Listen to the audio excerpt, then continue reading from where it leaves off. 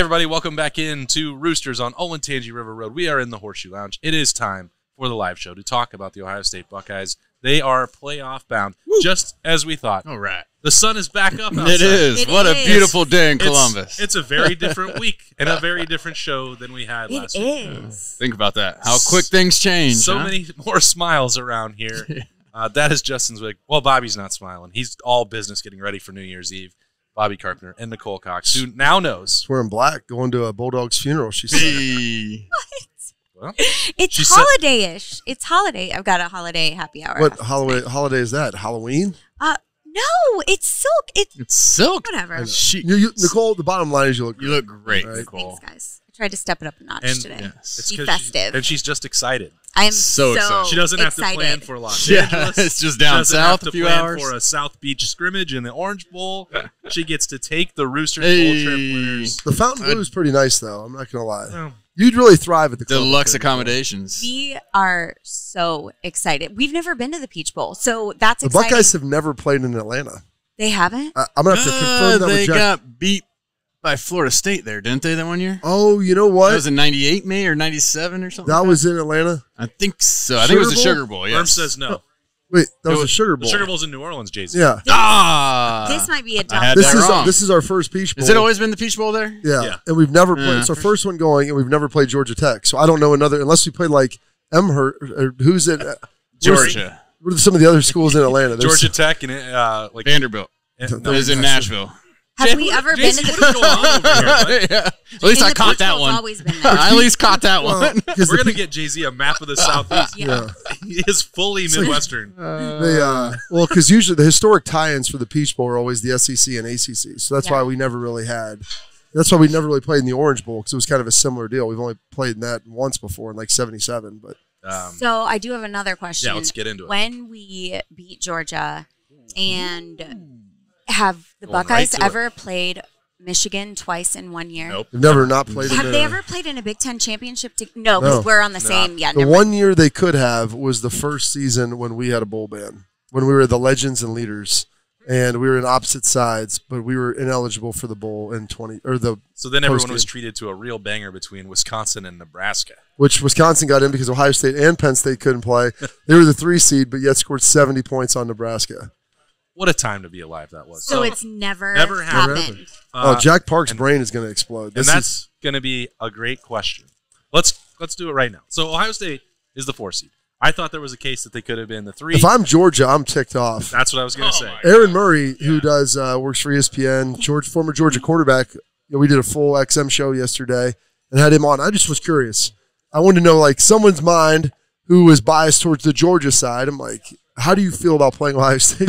Frankly, I was hoping we were going to play TCU because I thought Ohio State was the first or second best team all season long. Yep. And I thought you were supposed to help the number 1 seed out and give them You the think the worst. number 1 seed all year long would have got the best draw, but they did not. Well, according to the committee. they Well, So that's what I think. There's a lot of elements at play when we talk about these matchups and just not actually on the field, just picking them. And that is, should the rematch have happened first, would you have wanted it? And secondarily, if you're Georgia, aren't you upset, as Bob is getting into right here? Because instead of just the geographic advantage, shouldn't they ask you, who would you rather play? So that's the other thing. I said, you're able to pick your site.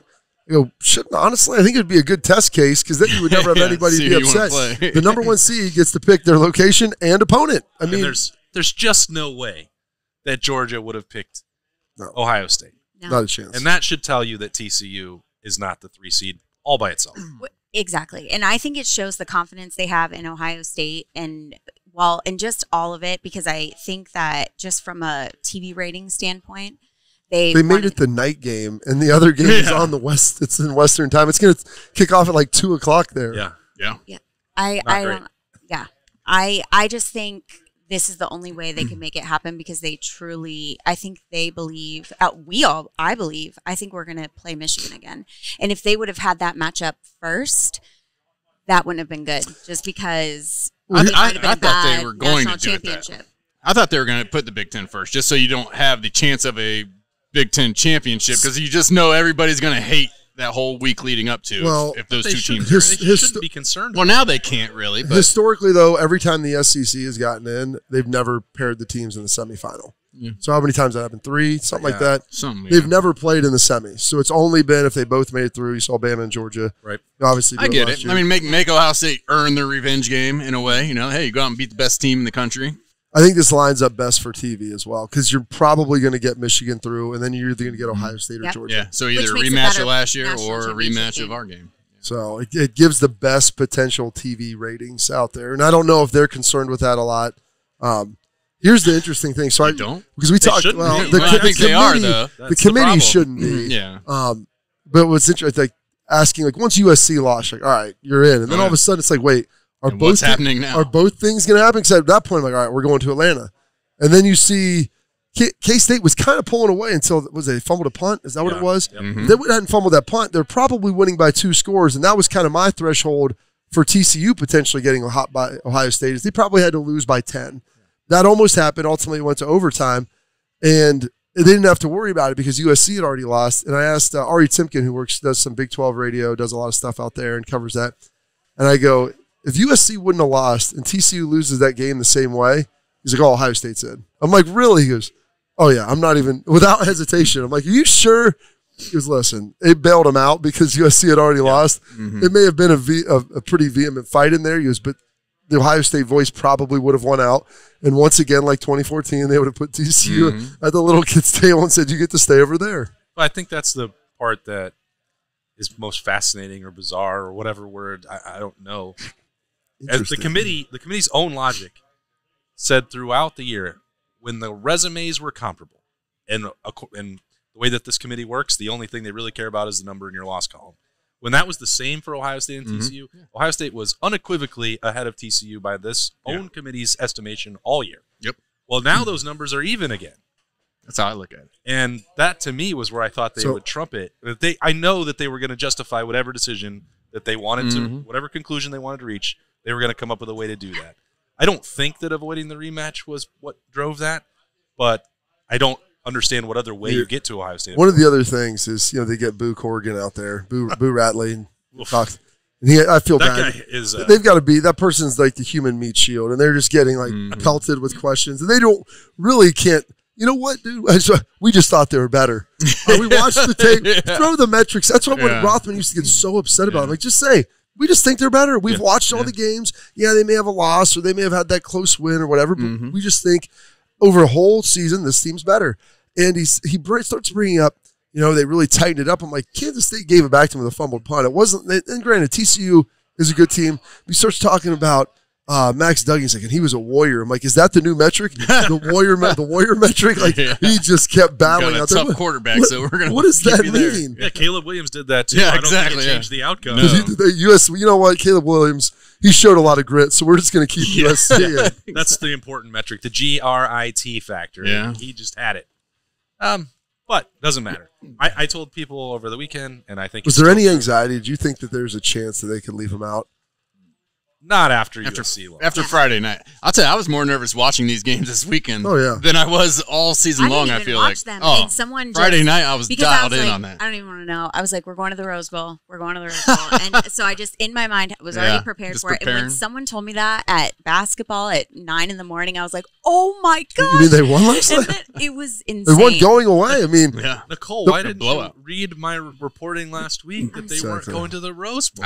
She missed I it. could have eased your sorry. mind from I'm Gotta get Nicole a Twitter handle so she can get on there. I'm so sorry. She was already in the dark She doesn't depression. need to be on Twitter. Yeah, no, I'll start. Because I do need to know. That actually would have helped a lot of anxiety last week if I would have read that. So I should have known that you weren't paying attention to You would have. I should have been more proactive. No. Yes, Austin. That's on you for sure, Austin. Yes. The reality 100%. The reality is, too, I mean, USC was up 17-3 or 14-3. Yeah, Oh, it looked like they were going to run, and it's like, oh, here I mean, they it's go. cool. Yeah. It wasn't like 14. USC, or Utah came out and like dominated, or it was even close. I mean, USC looked like they were on the verge of pulling away, and a little bit was like Michigan, Ohio State. Like USC had a chance to, I think, dagger them, and then they didn't. So the vampire came back and got them. They got him. Yeah, they got him good. Oh, so great. Major Roosters Buckeye leaf to Kyle Whittingham for that saving Nicole. Yes. From having to go back out to the Rose Bowl. Told Urban to tell Ryan you're welcome. That you're not going to pay for a meal here. He literally went and told, I mean, in the post game, because Kyle Whittingham, Nicole, I completely forgot about this. He was Urban's D coordinator at Utah, their head coach. Gosh, was he there? Yeah, has he been there this whole time since? Really? Yes. Oh man! He comes up, he's like, "You can Forgot tell about Ryan that. you're welcome for me." Like right after the game. Yeah. I mean, it was amazing. It's awesome, isn't it? That is amazing. Yeah. So What a good win. that got it done. Congrats to Utah. My Yes, Buckeye the lead Utes, goes baby. to Cam Rising, Rising. I was going to say he was a bad who kid. might have been.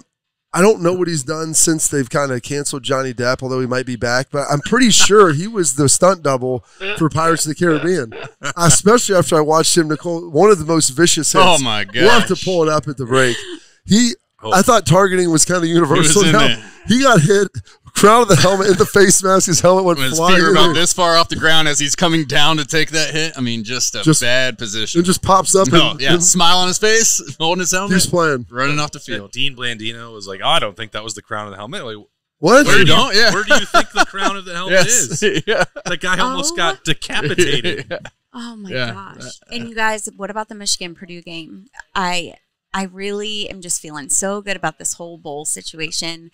I was watching that game thinking, oh my God, they might actually lose. They might lose. And mind That's you, the way they're- Michigan's looked a lot this year, though. They have. Yeah, I don't like how they pull it together at the end. I think that's ridiculous. But I don't know. I think it just helps our team with their confidence about it, knowing, I mean, they looked bad up until, the third, fourth quarter. Nicole, I thought so. I mean, it was way too close. No, they've definitely for had us games that- where they did not look. That's a lot of Like what world they've done. beaters, They, yeah. they put it together and give them credit. They Yep. pull it together and then they pull away on people. But I mean, they've been susceptible through the air all season long. Like that. That's why I thought Purdue was not a great matchup for them. Mm-hmm. it's And also Purdue. why Ohio State shouldn't have been. Well, those are things that are accurate as well, Austin. I mean, Yes. I was choosing to omit that from my answer, but yes. So hopefully, like you said, you get opportunities come in life. You heard Ryan talk about it. I mean, that's opportunity. You have no idea when your opportunities are going to come. Nope. You got this opportunity only because the last one was squandered. So you get to do something historic now at this point. And go They should send a this season. thank you note to them. I'm sure they're sending something was out so- there. Nice bottle of wine. Some Buckeyes for them to eat, Yeah. and just a little thank you. Some Roosters, maybe. Because that is. it's Enjoy this. amazing. Yeah, well, they know what hotel they'll be staying at in the Rose Bowl. Congratulations to them. Nicole sounds just like Ryan Day with this new lease on life that the Buckeyes have. She's saying when they beat Georgia, when they get to Right, she Michigan. did say that. Because didn't I she? look at it very this way. confident. I love this it. whole, I go really deep on the sense of, I think the guys, everything you were talking to CJ about, like, is this his last season? We don't know. I don't think he wants to go out with that Michigan game. I mean, no one does. Right. No No. one wants to go out on a loss, and when you haven't played your best performance, it's different if you lose and you played incredibly. That's completely different because sometimes that just happens. If you gave it your all, I mean, that's all that matters. But I think it just didn't look great, Right. and it happens. That happens. But now they have a second chance, and I think the roles are going to reverse when we play Michigan again. Switcheroo. They absolutely are, because Michigan is like, they're going to be on their high horse, like, oh, we beat them, and then it's like, Michigan oh, we didn't on think their we'd have high to play horse? them. No, I've The never- quarterback We have to saying, "I play hope we play them." They're going to be like, we Never. didn't have to play Yeah. them so soon. They're not prepared for that. JJ wanted the smoke Well- to start the playoff. How do you all feel about it? Would you have rather the game rematch have been in the desert and right away, Ohio State going right back into a Michigan matchup? Or do you like it better?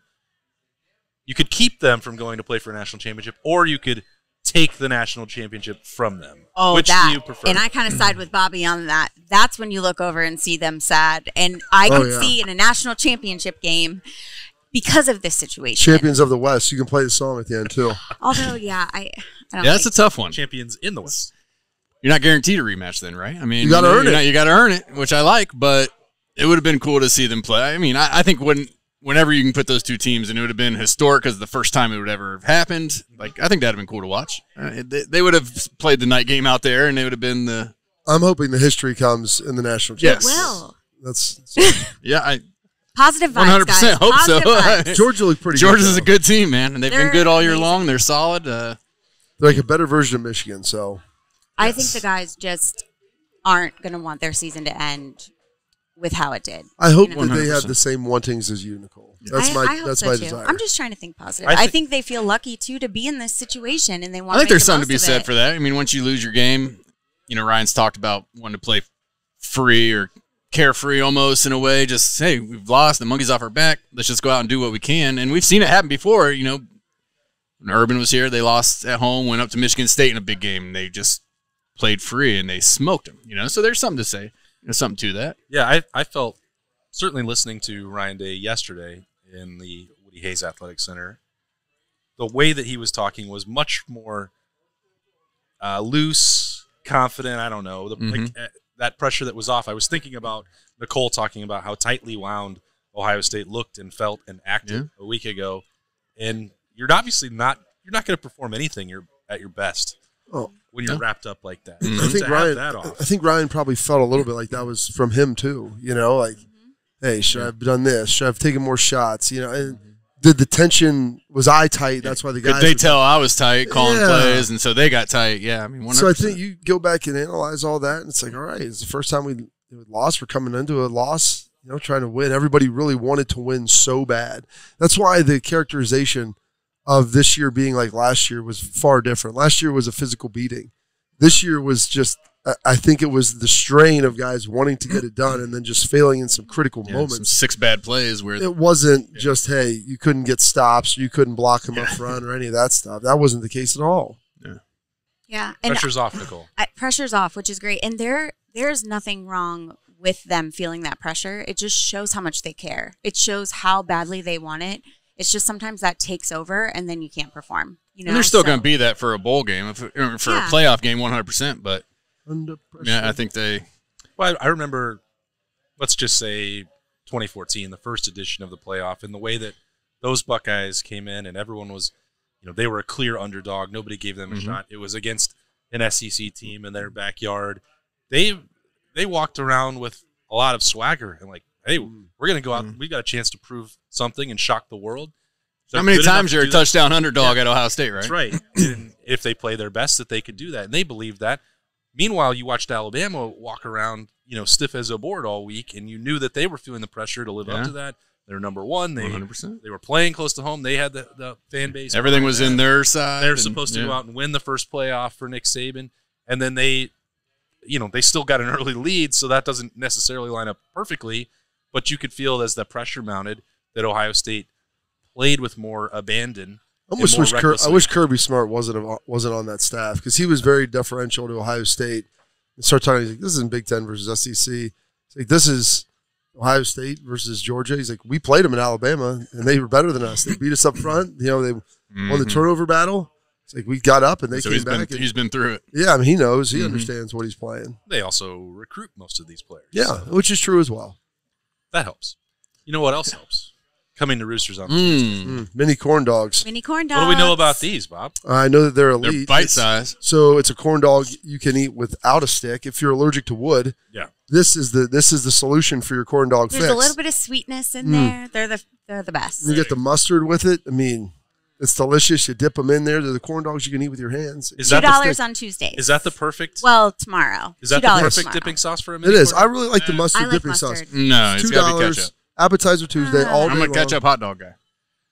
But the corn dog, like the mustard. bread gives it something else. I think that we need. The cornbread. You said it like that sweet little. A little bit of honey in it. It's delicious. Wonderful. And I understand, Nicole, that there might be some breaking news. Oh, wait, hold on. You're talking about the Roosters. No, do we have to wait until next week? Is it timeout until next week? We can talk about it. Okay, so I did receive an email this weekend. Is this weekend. the $50 for $60? Inside news right here. I thought we were going the $50 for $60 yes, for Roosters that holiday is special. happening. That's still happening, yes. Too, Holiday gifts, guys.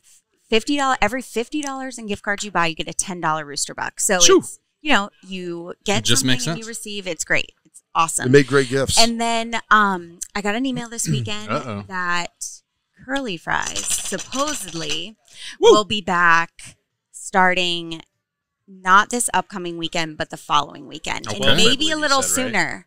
What? Didn't you say the 12th? Well, the 12th, but the stores have to go through. Okay. The stores have to go through their You gotta get the oil inventory. fired up. So then by not this upcoming weekend, the following weekend, we should have Curly Fries again. All right. Isn't that awesome? Yes, that's awesome. Is this like Smoking the Bandit? They're get rid of those boys. things. They're driving from Idaho right now. Literally, everybody's so excited, and I love that our purchaser emailed me about it. He was like, "Okay, you can announce it." What's his email? Can I email him about What? chips? What question? He has nothing. It's a different He potato. has nothing to do with the chips. I like curly fries, I'll but I give want you- something that has a I'll give C. you the email for the guy about the chips. How it always comes back to the chips for Jay. Yeah, you know. Okay. Anything else that we need to get to, Nicole? Just a huge congrats to all of our bowl trip winners. yeah. They're super excited. It's all. When it's will all they great. hear about all this stuff? Well, they know now we're going to the Peach Bowl. Yeah. We won't know travel details until For a little bit, couple probably- weeks? Yeah, I always say like a week or two before. So but just at relax least at we know. home and just Nicole will get to you. There will Don't be flood her deluxe email. I'll accommodations. text you Yes. with any questions. There's it's deluxe fine. accommodations, and it's I going mean, to be great. think about this though. It is hard for people right after Oh. Christmas when you have kids to just pick up and go on a trip without. Like I like to plan, so I know, if my you're wife's not mad. sure, My wife's Really? mad at me every year when I do that by myself. Never heard of that. Nicole likes to plan. Yeah. I try because I care, guys. I care. We want to make it a great experience for everyone. Oh, it will be. So, and then Yes. holiday catering too, guys. If Oh, anybody mm. needs, Catering. going to a party, anything, you can order pans of food from all of our locations. Hands of chips. And Yes. we also have our catering division as well that can actually cater an event for you. That's awesome. Probably want to get your orders in for December 31st, like as early as possible. Yes. Yeah, Yes. that'd And be a we big will day. probably, so we are open normal hours on New Year's Eve. Usually we would close early just so our teams could be with their families, but we But are this is open their the entire- family now. Yeah. And the Buckeyes are The everyone's Buckeyes family. are your Yes, family Correct. on New Year's Correct. Eve. Okay. Well, that's a Yes. lot of The ball will breaking be news that dropping. we got. Yes. Hopefully next week we'll know just if we're doing a special or anything for orders like early bird specials. Oh, yeah. So, Ooh. I love it. because it helps. Can't go wrong with Rooster's Catering That's a lot. at a That's- football party. That's everything or any party. you need to know right now about Roosters and getting ready for the Peach Bowl, Ohio State and Georgia. Nicole is going to go make some more plans for the rest of the month right now. Berm's going to slide into that seat. We're going to talk a lot more about this matchup when we continue in the Horseshoe Lounge at Roosters. It's a fun, casual drive. Roosters has been so fortunate. We just want to be able to give some of that back to the community. They donate to organizations that are near and dear to their heart, and we're so fortunate to have been with Roosters now for a long time. They always go above and beyond to help support our foundation to further help veterans. It's just a wonderful feeling to know that Roosters supports the Buckeye Cruise for Cancer. All the folks at Roosters are just genuinely kind folks, and they want to make a difference. Thank you, Roosters Foundation. Thank you, Roosters. Thank you, Roosters. Thank you, Roosters Foundation. Welcome back into the Horseshoe Lounge. Berm's here. Berm. Positive Berm. Berm brought his He's better riding half high. today. It's He went great. down to Cincinnati to watch the Bengals. get Ah, another is win. that what's happening here? How about Okay. your boy, 3rd and 11, just staring down the rush, delivering? Did you see that ball? I didn't No. want to talk a lot about that Bengals game, but I think it's important. But I'm going to I start think- off with this. we had really remarkable seats, and so we were like 5 rows from the back of the bench. So watching the players on that team, watching Joe Burrow, Oh, like there was boy, he's not a good.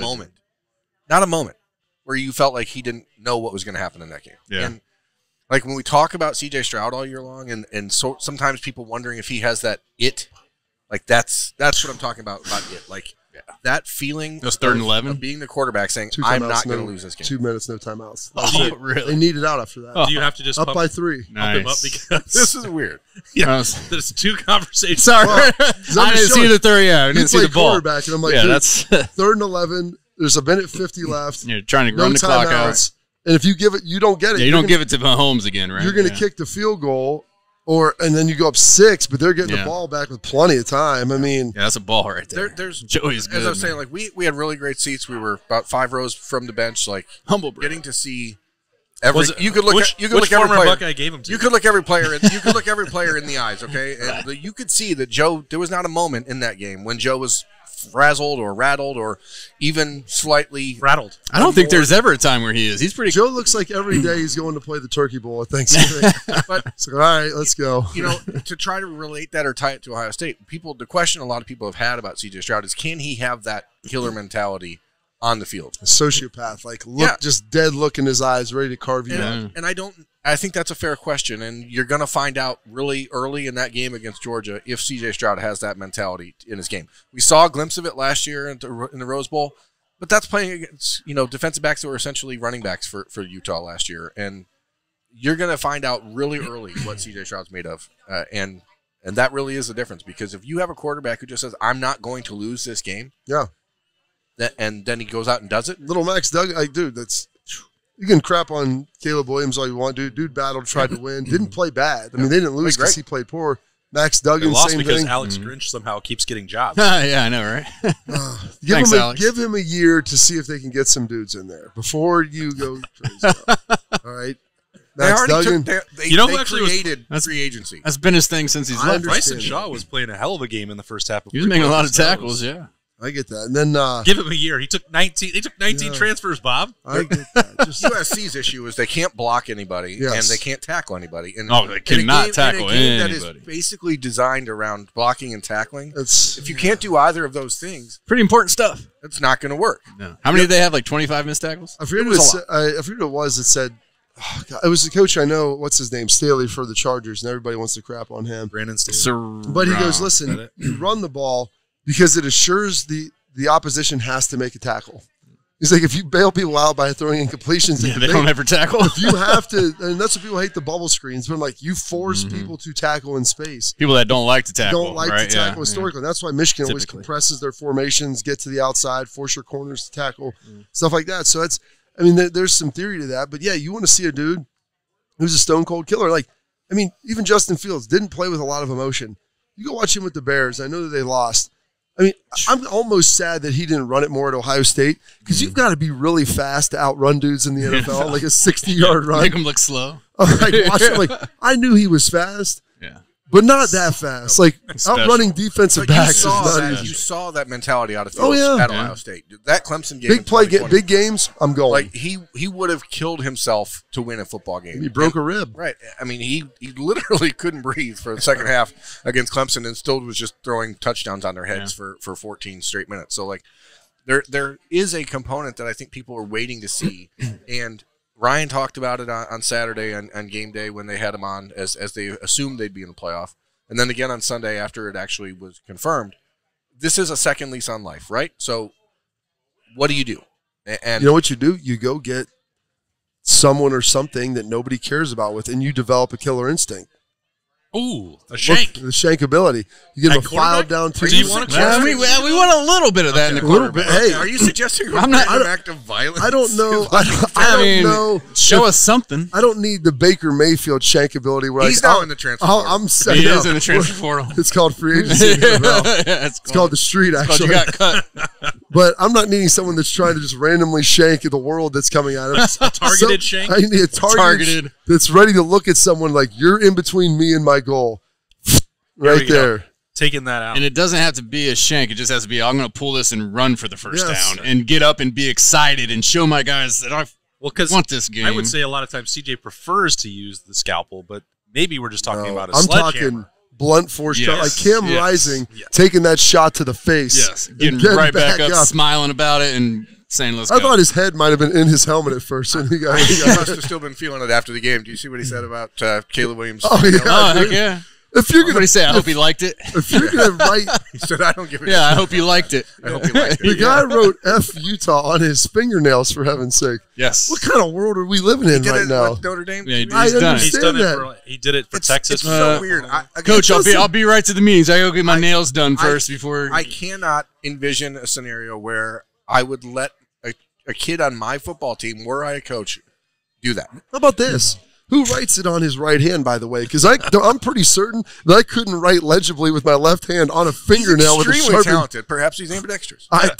Maybe. No, but I want you. He's paying to get Here's that what we'll done. do after the show tonight. I want everybody to try to write Ohio. Pretty simple. 2 O's and H and I. You're Caleb, not getting do you need the top coat again this week? I mean, and try to do that. And you should take a picture and show me. It'll look Can you like put your the French tips on there, please. Liberty. Liberty looks better than that. It'll be like, gosh, that's really bad. My daughter do it. It's like my son. They write stuff. God bless him. He's a very bright kid.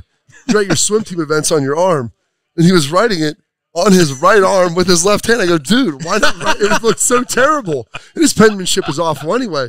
I go, why not write it on your left hand with your right hand? He's like, oh, yeah. I'm like, didn't it feel really weird? I don't know. Well, football. That took off on a number of different tangents. I was going to say this quarterback conversation is a lot more pressing because if you're looking at the matchup right away, Georgia just gave up 1 billion passing yards to not just one but 2 LSU quarterbacks in the game on Saturday. And if there's a way to pick apart this vaunted SEC juggernaut defense, It sure seems like the same formula that Ohio State should have been using that we talked about before the game, letting C.J. Stroud and Marvin Harrison do their thing. They're very similar to Michigan. Like, they're good in the box on both sides. But I could talk to Aaron Murray. Where are they weak? Well, we don't have really any elite playmaking receivers. McConkey's going to be back, and he's pretty good. But, I mean, let's not confuse him with Marvin Harrison Jr. And then he's like, our secondary, if you can get to him, they can be had a little bit, which you saw. Yeah. They're grabby. They leave space open. They do have playmakers back there. If you put the ball in their hands, they can do some damage. But they aren't particularly fond of, like, playing press coverage and wrapping people up at the line of scrimmage. They leave people open. Obviously, offensively, what Georgia does is pass the ball to the tight end and run. Mm-hmm. So it's like Notre Dame on steroids, basically, except they have two tight ends that are better really than good. And they use Darnell Washington, who's 6'8", 280 pounds, as basically an offensive lineman. So you're going to see a lot of the same stuff you saw against Michigan. They're going to have 8-9 offensive linemen on the field essentially at a time and run the ball with McIntosh and with Kendall Milton and trying to just wear you down. I mean, this is a good matchup for Ohio State in that it is exactly what you lost to, pretty much. Yeah. And so, you just played it. If you win this game, you should feel pretty good about the next going into game. the next one. The game plan for the last three, like this game, last game, and potentially next game, should look fairly similar as far as how you attack and what you're going to be doing. Just don't leave both of the safeties vacating the middle of the field all game long, and maybe you don't give up big plays. Maybe spot shot. I'm all for zero coverage and low pressure, but if you know it's coming, all got to make the play. Yeah, you got to get tackles, and part of it is it can't be all the time. I mean, you have to spot shot it. You got to get after. I mean, you do have to take your opportunities. You can't just sit back and play bend but don't break. That's not going to work against Georgia, especially if you let them control the clock. I want to know. I'm going to go back and watch that Kentucky game. I want to know what Kentucky happened. Or Missouri. I'm going to tell you what happened. It was 35 degrees, and Georgia can't play in the cold weather, and so they just were frozen, and they just – They're putting the chillers on in Mercedes-Benz, you think? It's not the only time that they've struggled this year. Like the Kent State game. Yeah, they're up by 2 at halftime, right? Kent State. I mean, let's watch the old flashes get after them. I mean, it's happened. The Missouri game, I guess that was September, right? It wasn't freezing cold there. I don't think it's just where the game is played. I think that scored it was 27. I think those are probably a matter of motivation early in the season, and they clearly are playing their best football right now, where Ohio State is not or has not been. So that was 2 weeks ago that they played Kentucky. Yeah, but they won 16-6 on the road. You see what you do? You rely on your defense. You shut them down. You can't move the offense because the ball's frozen and you're not used to that. And you're playing a different game, and then you don't give up points. Frozen. They scored 27 points against the Tennessee defense that gave up 7,000 points to South Carolina. Yeah, but Tennessee gave up 50 to Alabama and only 27 to Georgia. So maybe there was something to that. You can't play this game, is what I'm saying. I'm just saying. You can't say, well, you did this to them, and so they did this to you. I understand. What about your guy, I'm Nick just Saban? saying that if there's some notion that Ohio State can't win this game, I don't buy that at there's all. been other teams that have been in games certainly with them, 100%. What about your guy, Nick Saban, though, buying 7 minutes of airtime at the halftime of the Fox game? That was weird. Why did Fox even that. allow it to happen? I mean, I get it. I mean, people they don't control the playoff. They don't air the playoff. Yeah, for Fox. They're invested in the Big Ten, and they had Nick Saban on. No, he's the next team They're that invested in the Big is Ten there, and right? the Big 12, who both through the programs that Yes. Saban's trying to say should not be in the playoff. Whatever. It's nice. They're the next team up. I get it. This is the last time Alabama will not be in the playoff. Ohio State will probably be in the same situation. More than It's likely. unfortunate for Nick that his team lost 2 games this year, but that is clearly the line that has been drawn. We are 9 years into this era. They have manipulated the formula in 1,000 different directions to try to make 1,000 different subjective calls. The only thing that continues to be a consistent is you can't have 2 losses and be in. So, sorry, Nick, you shouldn't have lost those games. You just predicted that won't happen for them next year already. Yeah. Wow. It won't happen. That's bold. It really is, because they were supposed to be. Was this their year? I mean, they had a Heisman quarterback Could have coming back. probably a completely new coaching staff. But that doesn't matter. It's Saban. It is Saban. Okay. I tend to agree with you. The Ohio State schedule next year is a much different situation than this year. So, if there's a year, that's one of the things that we've talked about this entire season for Ohio State, why this year has felt somewhat really frustrating, I think, because this was an opportunity for a team that had everything in its favor to win the national championship this year. And then you lose a lot of guys, and Jackson's out, and Travion's hurt, and Mayan's hurt, and Travion's hurt, and Mayan's hurt. They just never seem to really get on track. Time now. Let's talk about that though, because not mine, but Trey came out and said he had a broken foot, right? So does that heal before? The indication that I had all along was that this situation could not improve without surgery for Travion. That he could. It was. So he's basically not going to play in a. Well, I mean, I shouldn't say not play, but I would be surprised if he played. He's not going to get much of a load if he does play. I don't see how it could be magically better. You think they're mad at him for coming out and saying, "Why did you tweet that?" Well, I think that's the disservice that Ohio State has done all of its players by not talking about the status report in their every injuries. week. We don't know, right? Yeah, I know why they tried to do that, and a lot of this approach was originated during the COVID year where they didn't want to identify it, and they were trying to, HIPAA does not actually apply to these kids. Let's just be. Well, you sign a waiver so the medical staff can tell the coaches. Now, I don't know if guys want things that are non-football related being broadcast. Of course, and that's where this came from, so that it was all going to be lumped in together. It wasn't going to be this is the COVID list and this is the injury list, and they've continued that on. And what does it matter if you had COVID though? It's not like it's AIDS. I mean, like it was back then. It was. Let's not even talk. Let's not even talk about COVID. It was never to me. We had to do a whole year of shows. I injected COVID into my neck. I think the reason was because if you said that 3 or 4 guys had COVID, the assumption was that everyone did, and they shouldn't have been playing. Yeah. So that's probably why it mattered. But to his point, Travion Henderson shouldn't have to come out and defend himself on Twitter. Number one, against fans. No, he doesn't need to. Who are bad mouthing him all year because he's been playing with and trying to say you guys don't understand what I've been dealing with. But the coaching staff, by not being disclosing, it's their job to do that, and they think. And Ryan Day, I know the thinking. There's not a standardized injury report in college football the way that there is for the NFL. So why give more than you need to? Yeah. So you shouldn't, or he doesn't feel like he. But then everybody's just wondering why is he taking this a competitive advantage? But that's the problem, is that it's unfair, in my opinion, to the players. Yeah. And I understand, Bob, Jay-Z, you guys could both say, well, maybe we don't want all of our business out there, but. It does explain. But you have people second guessing this kid. Like, is he tough enough to play a Big Ten season? I mean, he's got a broken foot. So that's a whole different ballgame. And then he comes back out in the game. They let him take 11 carries against Maryland. Well, what's wrong with him? Why is he not doing it? So if he's good enough to play, well, that's why. Yeah, it felt like they were just taking time or taking weeks off. Like, all right, mine's week this week, Trey's week next, and then we find out he's got a broken leg, and who knows what mine has. He hasn't come out and said it. Well, he has a high ankle sprain. They used to keep the super doses of penicillin in the fridge in the training room when we were there for dudes coming in with like the clap and stuff on Sundays. So, I mean, that's probably the stuff that you're not wanting out. They did? Oh yeah, I asked Doug. I asked Doug one day. Oh no, I know they did. I had strep. I know, trust me. I go, just give me that, and he goes, that's. And I'm like, this says penicillin on it. He's like, well, that's different kind. It's a super dose. So I'm like, what is that for? Penis. Exactly. This is a super dose. Get rid of the gonorrhea. In case you had a real bad one. Okay. I'll go get some at the pharmacy. What? Penicillin. This Jackson Smith and Jigba situation, though, just to parlay off of that. Where are we at with that? It doesn't sound promising. Doesn't sound black and white either. And I don't know. I hate to speculate, but it's not. It's clearly not just an injury issue, and it's also an opt-in apparent situation. There's got to be more involved with that. I mean, he's not been around the team consistently for the last 6 weeks. They do still have to stay in school to be eligible. I don't know what's going on because there's no straight answer. All I really tried to get out of Ryan Day by following up on Sunday is when will you know? When do you have to know? Because at some point he's going to have to practice. Yeah. At some point they're going to have to put a game plan in. He's going to have to. You can't just parachute in on you just take him to Atlanta. Take him to Atlanta with you and be like, oh, I think you're going to play today. It won't That's work. where the players play. Won't work that way. That is where the players play. Jermaine Dupree tells us that. Anthem. So where are we with it?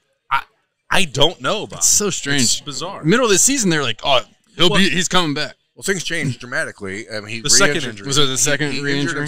I don't even want to say re-injured himself. He hurt himself again, and it was a little bit more severe with the Iowa injury. And now the thought was another 6 weeks, you'll be good to go. But now the question is it worth it for Jackson to try it? Is it worth it for him to go back out there and push it again? I would contend that it probably is if he's healthy. For a national championship, for a chance to win a national championship. That's what you fought those first 8 weeks for, was to have that opportunity. Here it is. As long as you've taken care of everything else, like Austin's saying, off the field and made sure you stayed consistent and getting your grades and stuff, staying eligible. Well, those don't even really matter right now. I mean, he's going to the NFL after this. Right. But, I mean, he has to have been eligible through that first quarter, I'd imagine, right? So what are we talking about here? It's still a thing. It's still. It's you not. don't just No, get, it's I not. know, but It's you not don't- like it was back in our compliance day. and academics are out the window now. Those with kinda the NIL that superseded. And All right. Well, Baker Mayfield has a year of eligibility left to be the starter next year. bring him back. Don't do that, Berm. Let him plant the flag. There we go. Oh my. What, I mean, Bob, he's what- gonna have. I know that you're curious about this with Jackson, and you know people inside the Woody and at the NFL level. I mean, it's a difficult situation. I don't envy Jackson for weighing his future, dealing with an injury that was significant. I understand that 2.5 months should be enough for him to get back, but I don't know that for sure. It's not my hamstring. Only Jackson can answer that. Hamstrings are a fickle deal. They are. I mean, especially when you play a position like that where you're running a lot. So, and that's why everyone gets upset. I thought it was this. I thought it was that. Well, like there's days where it feels better and like you're trying to test it and, is it a little sore? You're afraid that, okay, well, we're just set it back, shut it back down for a couple of days and just trying to kind of manage all of that till you get it to where you want it to be. I mean, ultimately he's going to have to make a decision. Is it good enough to go? And what's my risk of re-injuring this thing moving forward? And he's the only one that can ask that, sit down with medical people, his family, whoever's involved, and make those decisions. I contend that I would imagine that, like I said, not speaking for him, that 8 weeks, unless you rip this thing off the bone, you're a Marshawn Lattimore, bad hamstring deal. Where Jordan Hancock had a bad. I mean, you guys get some really serious ones, and I don't know the degree of the severity there. But, to me, your chance for playing for a national championship, like that stuff matters. And if I'm an NFL GM, a couple of the hardest things you have to measure is, like, especially for quarterbacks and stuff, like how well will they process in the NFL. But for other positions, I can see pretty much all of your film, okay? It's hard to really, like, quantify your character. I can talk to a lot of other people. I can test everything on your timing and speed. But then the other problem, like, how much do you really love the game? Because I don't want to be drafting guys who don't, who They have a nick and they're out for 3 weeks. Yes, and it's one thing like for quote meaningless bowl games. Did you have a chance to pursue a championship? You're telling me it's week 16 and the playoffs got 2 games left. Like, all right, you got a high ankle and we need to win to get in. Get a bye or whatever it is. Like, we need you, and like you're good enough to go, and it's going to be uncomfortable, whatever. But like making those decisions on what type of character you want your team to have. And I said, Jackson's the only one that knows those answers. Right. Is there any worry putting him back into? Now I know the offense hasn't been great there towards the end of the year. I don't think we had an A+ game offensively the entire season, all 4 quarters. But is it too much to try and integrate him back into an offense to go into the playoff when he hasn't played all year? When Michael There's Jordan's just another available, you play him. Like it's just the way it. And you think about it. I'm going to circle it back to what we talked about at the beginning. Jamar Chase, there was a lot of conversation in Cincinnati about 5-6 weeks ago that he might have to miss the rest of the season with a hip injury. And he could have taken the IR route, and he's making shut it down, man. Making a lot of money. The Bengals were at that time 4-4.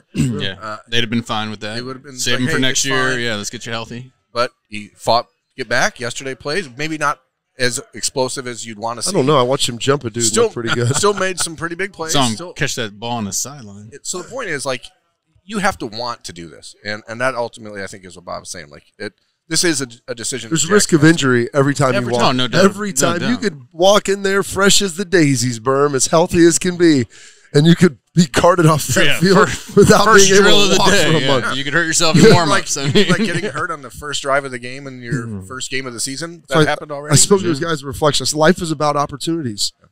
You have no idea when your opportunities are going to come, what they ultimately even look like.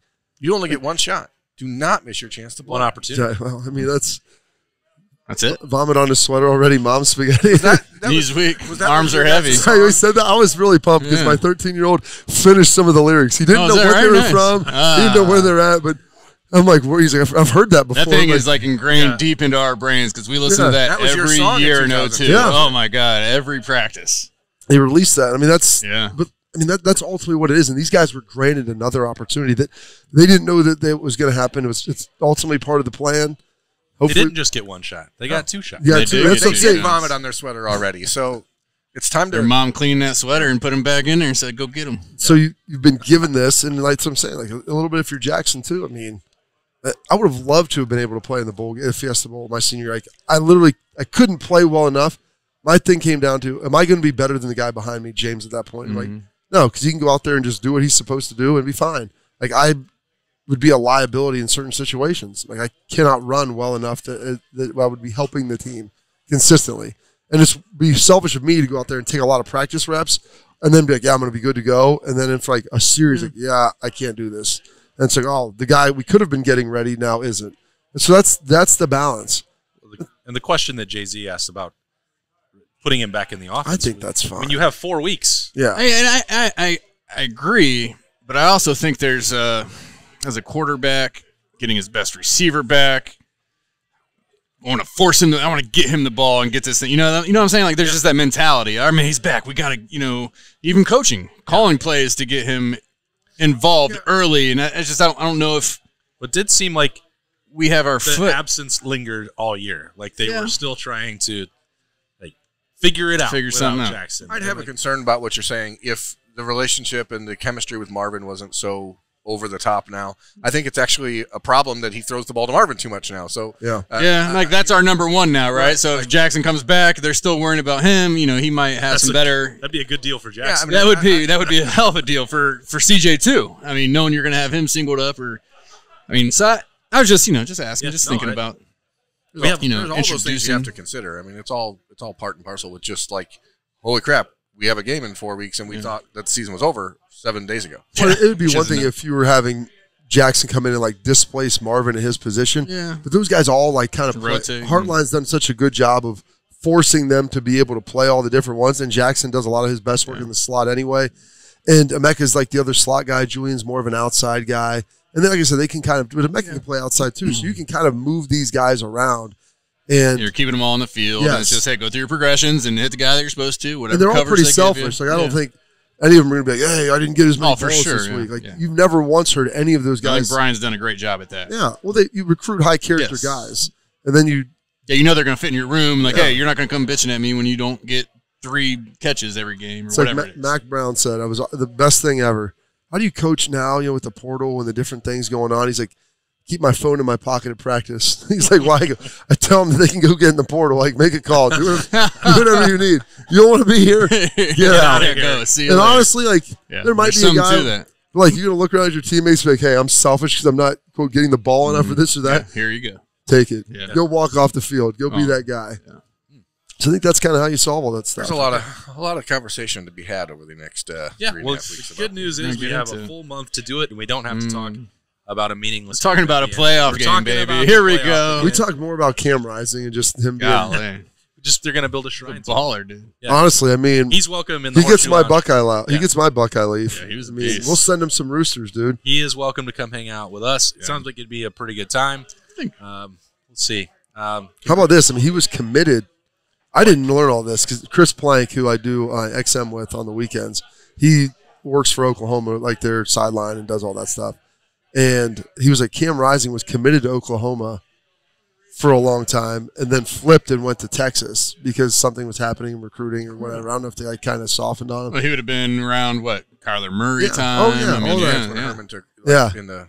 And so he goes down to Texas, doesn't work out there, and then comes back and then gets a chance. Is that how he ended up there? Yeah. He looks like a guy who just kind of showed up off of. He looks like Johnny Utah. It's like Johnny Utah. I'm going to walk on and see what happens here, and I just beat USC in the championship game. Point blank. Between playing against Ohio State in the Rose Bowl and helping them get into the playoff, Cam Rising. Yeah. More people in Columbus know that name than probably, maybe even Salt Lake City. Who knows?